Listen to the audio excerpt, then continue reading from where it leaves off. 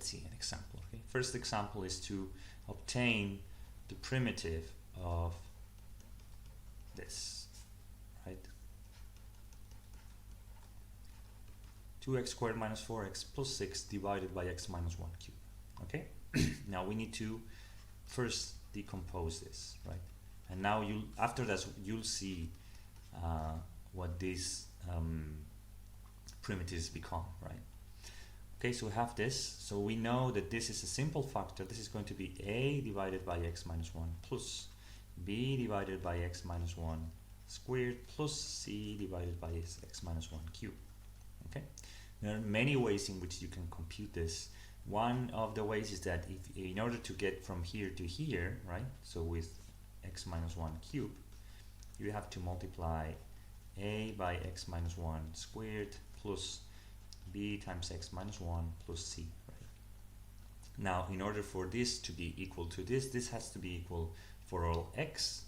So you can either expand this, right? So you get a x squared minus 2xa plus a plus bx minus b plus c, and then collect terms. So you have a equals 2, then you have is this correct? Yeah, a equals 2, then you have what?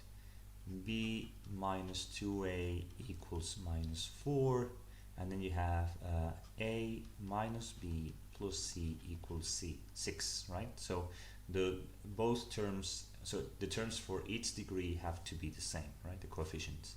So here you have a equals 2, then minus 4, b equals 0, and then a plus c equals 6, c equals 4. Okay, that's one way, first way of obtaining this. The second way is to give values to this, and this is usually simpler if there are many more factors, right? Because otherwise this becomes a much complicated system. So for instance, if you have x equals 1, for instance, right? So then this factor and this factor go away, so you have c equals, and then this is 2 minus 4 minus 2 plus 6 equals 4, right? And then you can say, for instance, x equal 0, for instance, and you have a minus b equals 6, and then if you have, for instance, minus 1, you have that this is minus 1 for a, and then minus 1, or let's say let's use 2, maybe it's going to be easy, right? If x is equal to 2, this is 2 minus 1 a plus b, right, plus c, sorry, this is plus a minus b plus c equals 6, and then with 2 this is 4 8 minus 8, so this is 6, right? So from this you can already see that you have a plus c equals 6 and b has to be 0, so it's the same system as before, right? So whichever one you like. Okay, the third way to do this, and then this may be kind of illustrative of why this decomposition works, is to express this in terms of x minus 1.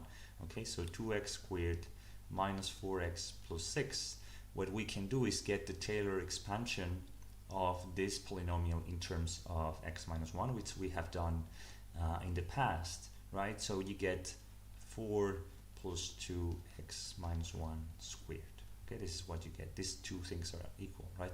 So if you have this x minus 1 cubed, right? Remember that this was 2, this was 0, and this was 4, right?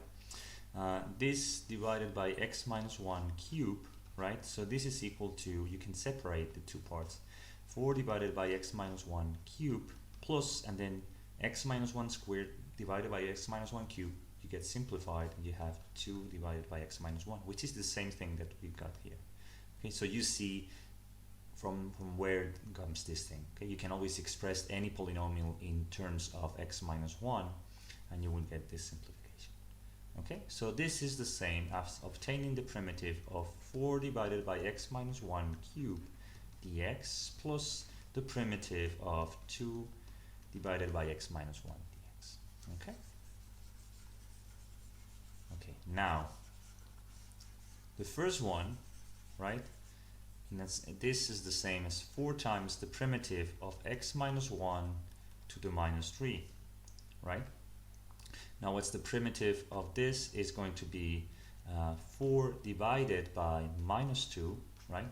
And plus 1, and then times x minus 1 to the minus 2, right? And then the primitive of this is going to be 2 divided by 1 over x minus 1. This is the logarithm of x minus 1. And then plus c, of course.